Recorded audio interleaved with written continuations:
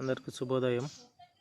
మనం న్యాచురల్గా ఎరువు తయారు చేయడానికి ఏమేమి కావాలో, ఎలా చేయాలో ప్రాసెస్ అనేది నేను చెప్తాను. ముందుగా అనవసరంగా ఉన్న మొక్కలను చిన్న చిన్నగా కట్ చేసుకోవాలి. తర్వాత ఇంటి పక్కన ఉన్న మొక్కలన్నీ తీసుకోవాలా.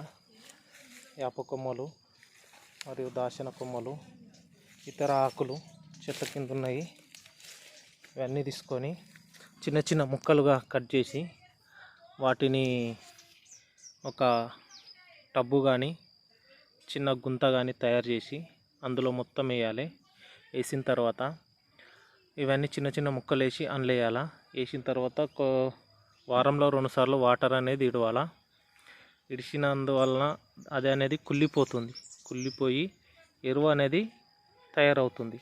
ఆ ఎరువు మనం న్యాచురల్గా మనకు కూరగాయలకు కానీ ఇతర పంటలకు వేస్తే గ్రోత్ అనేది ఎక్కువ వస్తుంది.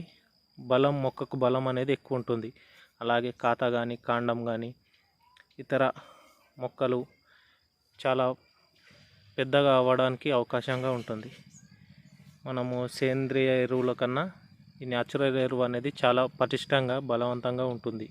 కాబట్టి నేను ఇది తయారు చేసిన, ఇది తయారైనాక మళ్ళీ చూస్తా ఎలా అయింది, ఎలా ఉంటుంది ఎరువు అనేది. అప్పటివరకు వేచి ఉండండి. నచ్చితే like and share and subscribe. Thank you.